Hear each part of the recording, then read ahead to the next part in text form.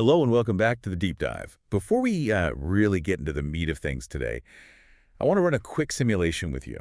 Oh, It's a scenario you have likely lived through, I don't know, 1,000 times. You run into an acquaintance, maybe a coworker you don't know that well, or a neighbor you see at the mailbox.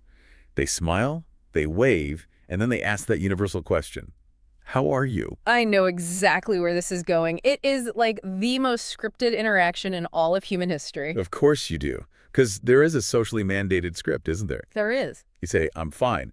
Or maybe if you're feeling particularly wild that day, you might say, I'm good, how are you? Right. Can't complain. That's another one. It's the autopilot response. It's immediate. You don't even think about it. You don't. But think about what could be happening in the background of your life at that exact moment. I mean, your house could literally be on fire. You could have just won the lottery. Exactly. You could be on the verge of a nervous breakdown because your toddler hasn't slept in 3 days, and yet the mouth opens and out comes, I'm fine. Why? Yeah. Why did we do that? Well, it's safety, isn't it? It's a social contract. I'm fine isn't actually a status report. It's a shield. A shield. That's a good way to put it. Yeah, it keeps the interaction smooth, low stakes, and crucially short. If you actually answered honestly, like, well, my dog is sick and I'm worried about my mortgage, you'd break the entire rhythm of the social dance. You'd bring the whole thing crashing down. But there's a massive cost to that efficiency. And that cost is connection. Exactly. You're trading intimacy for efficiency. You're trading being known for being polite. Precisely. And that is why today's deep dive is going to be a little bit different. We aren't just looking at a language lesson, we are analyzing English Mastery Day 24, expressing complex emotions and feelings. And if you look at the source material, specifically the curriculum designed by these speakers, Jays and Isha, this isn't just a vocabulary list. Yeah. It's an intervention. An intervention. I like that. I really like that. Because looking at the trajectory of this course, we are on day 24. And that context is so significant. It really is. If you just jump in here, you miss the sheer weight of the journey so far. It's huge context. I mean, if you've been following this specific stack of materials, you know that the first 23 days were essentially boot camp. Right. It was pure survival mode. I was looking through the prerequisites listed in the source material. It's all functional utility. Greetings, telling time, basic verbs, daily routines. It's the where is the train station phase of learning a language. Yes. Or, I would like the chicken. My leg hurts. It is raining. All incredibly important things to be able to say. Oh, absolutely. But it's the language of existing. Yeah. You can survive in a foreign country with day 1 through 23. You can eat, you can sleep, you can navigate. But, and this is the whole crux of today's discussion, you can do all of that and still be completely, utterly alone. You can order a sandwich, but you can't tell anyone how the sandwich tastes or, why you're eating it alone or maybe that you're sad about it. Because without today's lesson, you can only share what you are doing. You cannot share who you are. And that brings us to the mission of day 24. The source text describes this shift as moving deeper into the heart.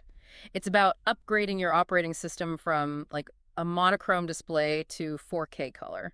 And they start this upgrade in a really interesting way. They don't just say, okay, here is a list of adjectives. The speaker, Jays, he opens with a bit of a philosophical challenge. He calls it the stop scrolling moment. This stood out to me immediately. I mean, usually in a language course, you expect grammar drills right off the bat. Yeah, repeat after me. Exactly. But Jays asks the learner to pause, to actually check in with their internal state. He asks, are you excited about something coming up? Or are you nervous before an important call? It's mindfulness, isn't it? He's asking the learner to actually locate themselves in the present moment before he even teaches them the words for it. It is. He's making the point that emotions are not just background noise. He uses this great phrase, emotions are the color of our days. I want to drill down on that. The color of our days.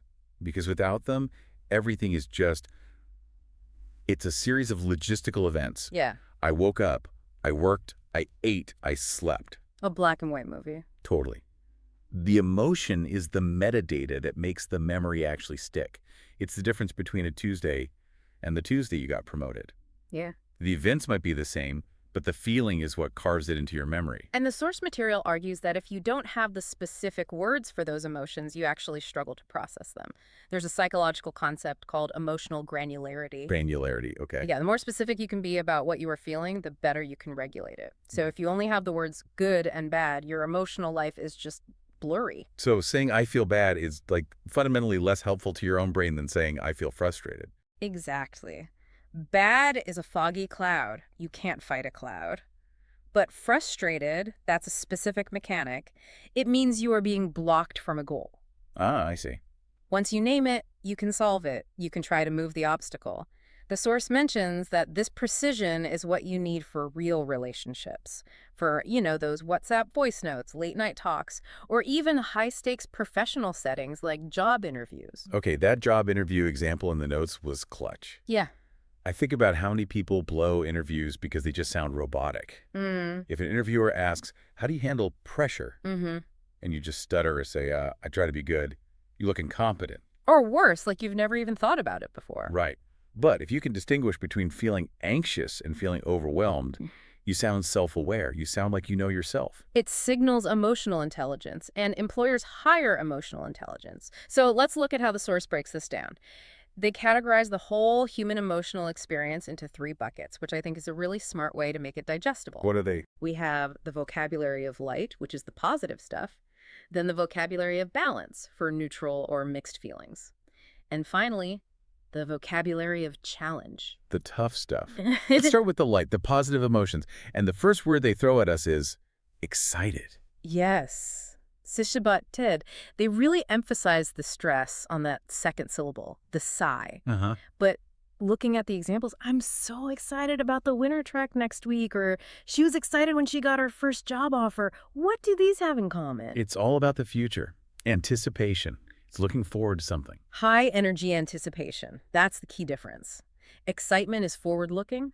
It's a physiological state of arousal. It's an active, buzzy feeling. Right. You aren't just happy sitting on the couch. You Yeah. are physically vibrating with potential energy about a future event. It's like the caffeine of emotions. That's a great way to put it. It's active. It's almost kinetic. Which contrasts nicely with the next one they introduce, proud. Prad. This one felt more complex in the source text. They offer 2 very different use cases, and I think the distinction is really, really important. They did. The first use case is totally internal. The example is, I'm really proud of finishing 23 days of English practice. That is pure self-validation. It's looking in the mirror and giving yourself a nod. That's self-esteem right there. Yeah. And honestly, if you've done 23 days of anything, the gym, a diet, coding, learning English, you should be proud. It's about recognizing your own grit. Agreed. But then the second example is relational. My parents are proud when I help at home. Oh. This taps into the social fabric. Pride isn't just I'm great, it's I have met a standard. And it matters whether that standard is my own or my family's or my community's. It's about belonging and competence. It's the feeling of being accepted because you contributed something of value. It's the difference between self-satisfaction and social validation. Exactly. Very different feelings, but we use the same word. Then we move to a word that I think is arguably the most satisfying feeling a human can have. Oh, I think I know which one you mean. Relieved. Relief. Yes. The interesting thing about relief, and the source really touches on this with their examples, is that it requires a preceding negative state. Right. You cannot feel relief unless you first felt fear or pain or pressure. That's a great point. You can't be relieved if you were just chilling. You have to have been sweating first. There's no payoff without the setup. Right. Look at their example. I felt so relieved when the exam results came. You have to suffer through the waiting period, the anxiety of potential failure to earn the relief. It's the removal of a weight. The definition in the text is very somatic, a burden being lifted. It's an exhale. It is. The other example was about weather. I'm relieved the weather is clear for the trip. That's the relief of avoiding a negative outcome. I thought it would rain. It didn't. That's the few emotion. That is the perfect sound for it. It's the body physically unclamping. Next up is grateful. Tarak tefel. How is this different from just saying thank you? I think people, especially learners, mix these up all the time. That's a common point of confusion. Thank you is a transaction. It's social manners for a specific action. You gave me the salt, thank you. Okay. Grateful is a mindset. The source frames this as a state of being. The example I'm grateful for this podcast is a bit meta, sure. Huh, yeah. But the other example is the key. I feel grateful every time I see the snow-covered hills. That's pure aesthetic appreciation. It's recognizing value in the world around you that you didn't create and didn't necessarily earn. So it's less transactional and more observational. Yeah. Or philosophical. I'd say philosophical. It's looking at the world and saying, this is good, and I am lucky to be here witnessing it. It's a much deeper, more sustained feeling than a simple thanks. Got it. And the final light word is hopeful. Elaho. The visionary word. Well, look at the examples. Spring makes everyone feel hopeful. Or, I'm hopeful about getting a good job. Unlike excited, which is high energy and buzzing with vibration, hopeful can be quiet. Quieter, yeah. It's a gentle belief that the future can be better than the present. It's the quiet fuel that keeps you moving when you aren't excited yet. It's what gets you through the hard parts. It's the opposite of despair. Precisely. It's the light at the end of the tunnel, even if the tunnel is very long. Okay, so that's the light. A really nice collection of positive states. Now we enter the gray zone. Section 3, the vocabulary of balance. These are the neutral or mixed emotions. This is a sophisticated category. I really like that they included it. In beginner English, everything is black and white, happy or sad, good or bad. Right. But real life is mostly gray. These words aren't necessarily good or bad, they just are. They're intense states of being. First up, surprised. Surprise. Surprise is purely a reaction to the unexpected. It's a neurological reset. It forces your attention onto something new. The source uses, I was surprised when my friend came to Shimla unexpectedly. Shimla keeps popping up in this text. I know, it's really grounding the lesson in this specific, misty, mountainous vibe. I feel like I'm on a vacation just reading these examples. It does. It sets a very specific scene. But look at the interpersonal example they give. She looked surprised when I remembered her birthday. That's a positive surprise. A pleasant surprise, yeah. But you can also be surprised by a tax bill or a flat tire. The word itself is a neutral container. The context is what pours the color into it. Now here's where I need you to help me parse a subtlety. The source distinguishes between calm and peaceful. To me, in my everyday life, these feel like synonyms. I use them interchangeably. But Jace, the speaker, separates them. Why? It's a subtle but really important distinction in English, and frankly in psychology too. Calm. Dozziness is usually presented as an internal state, often in contrast to agitation or anxiety. The example given is, after meditation, I feel very calm. Yep. It's the absence of internal noise. It's a steady line on the heart monitor. It's about self-regulation. So calm is me not freaking out. It's my own internal state managed by me. Essentially. Peaceful. Go on, Sid. Illusion, on the other hand, almost always involves the environment. It's the vibe around you interacting with the vibe inside you. The examples are, sitting near a temple feels very peaceful, or winter evenings by the heater are peaceful. See how both involve a setting? I see. So a soldier in a foxhole can be calm, disciplined, breathing steady, but they are definitely not peaceful. That is a perfect analogy. That nails it. You can be calm during a crisis. That's a superpower. But peace implies a harmony with your surroundings. It implies that the world is okay, not just that you are handling it. Winter evenings by the heater. That image is so cozy. It implies safe. Allows for peace. You can't feel peaceful if you don't feel safe. All right, we've done the light, we've done the balance. I guess now we have to go into the trenches. Section 4, the vocabulary of challenge, the so-called negative emotion. And I'm so glad the curriculum includes these. There's a tendency in beginner language learning, and honestly, in a lot of social media culture, to keep everything sunny. Live, laugh, love. Exactly. I am happy. The sun is shining. But life isn't like that. And if you can't express pain, you are isolated in it. You become a prisoner of your own bad day. So let's arm the listeners with these tools. First one up. Nervous. Nervous. The source here highlights the physical side of this, which I think is smart. The example is, my hands get cold when I'm nervous. That is such a specific, relatable detail. I get that too. Clammy hands, dry mouth, the whole thing. It is. Nervousness is immediate. It's adrenaline. I'm nervous before every interview. It's the body preparing for a specific event that is about to happen. It's what you might call performative anxiety. Which brings us to the next word, which is so often confused with nervous. Anxious, Zushuk.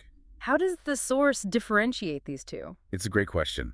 If nervous is the butterflies in your stomach right before you walk on stage, then anxious is the background hum of dread in days or even weeks leading up to it. The example is, I feel anxious when results are coming. It's a prolonged state of unease about an uncertain outcome. So nervousness is acute. Anxiety is chronic. In a way, yes. Or at least nervousness is tied to a specific imminent event. It usually passes once the event starts. You start the interview, the nervousness fades into focus, anxiety just hangs around. It's the what-if engine running constantly in your brain. Okay, that's a very clear distinction. Then we have bored. Bad and plague. The examples here are very 21st century.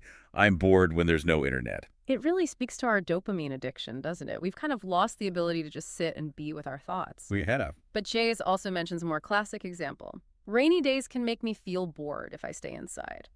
It's that feeling of stagnation, of being understimulated. It's an unsatisfied desire for engagement. It's energy with nowhere to go. Next is a heavy hitter. Disappointed. Hmm. Disappointed. Table.trom.tidord. Disappointment is almost mathematical. It's just expectation minus reality. Oof, that's a brutal equation, but a very true one. But it's true, isn't it? Look at the example. I was disappointed when the trek was canceled. You had the expectation of the trek. Reality removed it. The gap between those two things is disappointment. And he felt disappointed with his marks. Same thing. Expectation of an A, reality of a C, that hurts. It's a sadness directed at a specific outcome that failed to materialize. It hurts because you dared to hope for something else. Now, if disappointment is a kind of sadness, frustrated, Sriluf.tret, feels like hot anger. It feels more active, more energetic. Frustration is absolutely active. It's blocked energy. Think about the example. I get frustrated when the Wi-Fi is slow. The most relatable feeling on earth. Think about that feeling. You want to load the page? That's your goal. The Wi-Fi prevents it. That's the obstacle. You push against the obstacle with your will, but nothing happens. That heat you feel, that is frustration. Or she was frustrated because the shop didn't have her size. You have the money, you have the desire, but the logistics of the universe block you. It's the feeling of being thwarted, of hitting a wall. And finally, the word that defines modern life. The word that I think most adults feel at least once a day. Overwhelmed. We all do. Oh. Overwhelmed simply means your capacity has been exceeded. It's a flood. The source gives two very distinct contexts here. One is volume of tasks. I feel overwhelmed with so many assignments. Right, that's just too many things on the to-do list for the time available. And the other, new parents often feel overwhelmed at first. That's not just a to-do list problem. That's emotional, physical, and sensory overload.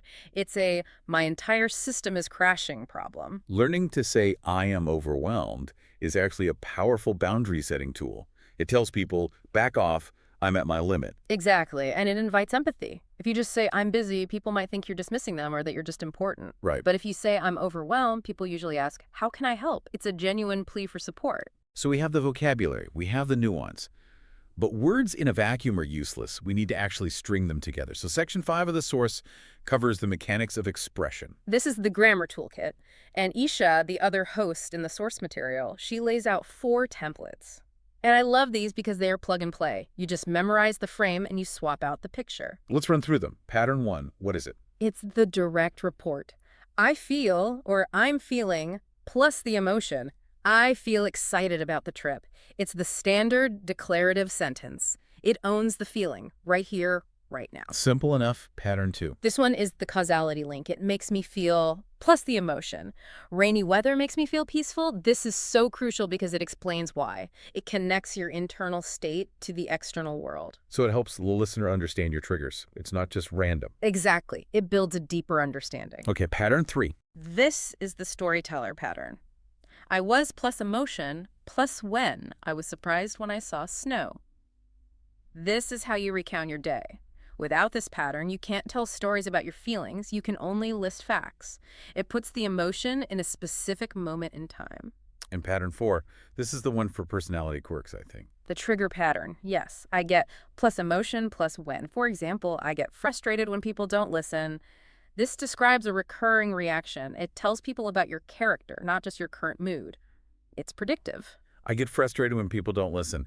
Everyone should learn that sentence immediately. Put it on a t-shirt. It would save a lot of arguments. If you warn people about your triggers, they can't act surprised when you pull the trigger. And then Jace adds the volume knobs, the intensifiers. Right. Because sometimes you aren't just nervous, you are extremely nervous. Or really excited, or so disappointed.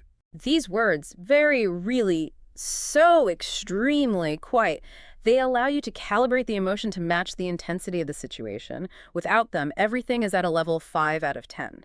With them, you can go all the way to 1 or all the way to 10. It adds that extra layer of precision. I'm a little disappointed is a world away from I'm so disappointed. A world away. One is a minor setback, the other is a crisis. Okay, so we have the parts. We have the chassis, the engine, and the fuel. Let's see them in action. Section 6, putting it into practice. The source provides some really good scenarios to deconstruct. This is where the rubber meets the road. The first scenario is a morning family call. A child tells their mom, I'm feeling a bit nervous. I have an important presentation, but I'm also excited because I prepared well. I love that duality. Yeah. Nervous and excited at the same time. That is emotional maturity in a single sentence. Beginners think they have to pick one. I am happy or I am sad. But humans are usually a soup of contradictory feelings. We contain multitudes. We do. Yeah. And being able to say, I am nervous but excited, is such a high-level skill. It acknowledges the real complexity of the human heart. Okay, scenario 2 is a friend chat. This one shows an emotional arc over time, which is another great narrative tool. The line is, I'm so relieved I got the scholarship. I was really anxious last week. See, that's a whole story. Past state, anxious, present state, relieved. The inciting incident, the scholarship, it's 2 sentences, but it paints a whole week of that person's life. It creates a narrative flow. It's not just a snapshot, it's a short film. And then the weather talk. This one teaches perspective. One person says, I feel peaceful in the fog, but then they add, my sister gets bored when it's like this. Oh, that's smart. It teaches the learner that emotions are subjective. The weather is neutral, the feeling is personal. There is no right way to feel about fog. My peaceful is your boring. Well, that's okay. It's a lesson in empathy almost. It really is. And finally, the full mini dialogue. This is the perfect advanced answer to the how was your day question we started with at the very top. Listen to the texture of this answer. Someone asks, how was your day? And the response is, it was okay. I felt frustrated in the morning because the internet was down, but then I felt relieved when it came back. That is real life. It's not good. It's not fine. It's a micro-narrative of struggle and resolution. It invites the other person to say, oh man, my internet was down last week. It was terrible. Exactly. It creates a point of connection, and then it pivots. Are you excited about the trek? Yes, I'm super excited. It keeps the conversation moving forward. It gives the other person all these hooks to grab onto. We are nearing the end of our dive, but we can't ignore the homework. Section 7, the challenge and the roadmap. This is where they make it practical. Isha gives a practice challenge. She asks the learner to literally pause the lesson and speak out loud for 6 to 8 sentences, describing their current state using the new vocabulary.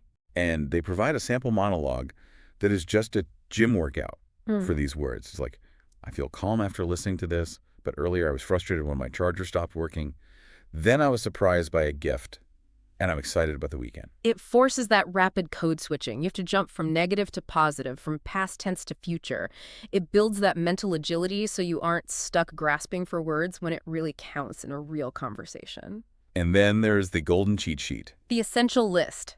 If you take nothing else away from this deep dive, memorize these 14 words. Let's list them out. Okay. Positive. Excited, proud, relieved, grateful, hopeful, calm, peaceful, neutral, surprised. And the challenging ones. Nervous, anxious, bored, disappointed, frustrated, and overwhelmed. That list covers, 90% of the human daily experience. If you have those, you can survive almost any social situation with honesty. You really can. And the specific homework assignments, they seem very actionable. They are. 1. Write 10, 12 sentences mixing the emotion types. This solidifies the grammar. 2. This is the big one. Record a 90, 120-second audio log about your recent feelings. 2. This is the big one. 3. Use one new word in a real chat or message. Just one. 2. This is the big one. 4. And finally, leave a comment on their platform sharing a current feeling. That audio log idea, talking to yourself for 2 minutes about your feelings, that's almost therapeutic, isn't it? It's more than just language practice. It bridges the gap between language learning and journaling. It makes the language belong to you. It proves to your own brain that you can express your inner self, your true self, in this new language. As we wrap up this deep dive, I keep coming back to that core message from the source text. Isha and Jay say that naming your feelings makes you more honest, more connected, more real. That is the ultimate takeaway, I think. Language isn't just about transferring data from one brain to another. It's about transferring state. Oh, It's yeah. about letting someone else step inside your head for just a moment. If I say I'm fine, you stay outside on the porch. If I say I'm overwhelmed, I've just opened the door and let you come in. And maybe you can help me carry the load. So here is a final challenge for you, the listener. The next time someone asks you that question, how are you? Hmm? Just take 1 second. Take a breath. Don't hit the default button. Don't say fine. Try to find the one word that actually matches the reality of that moment. Maybe you're relieved it's Friday. Maybe you're hopeful about a date you have tonight. Maybe you're just peaceful because you're drinking a nice cup of coffee. Just try it once. See if it changes the conversation. See if it opens a door that's usually kept locked. You might be surprised. Language grows as deep as your heart. I love that sentiment. You've powered through this deep dive with us, and that takes real dedication. And we are genuinely proud of you for sticking with it. We certainly are. Thanks for listening to the Deep Dive.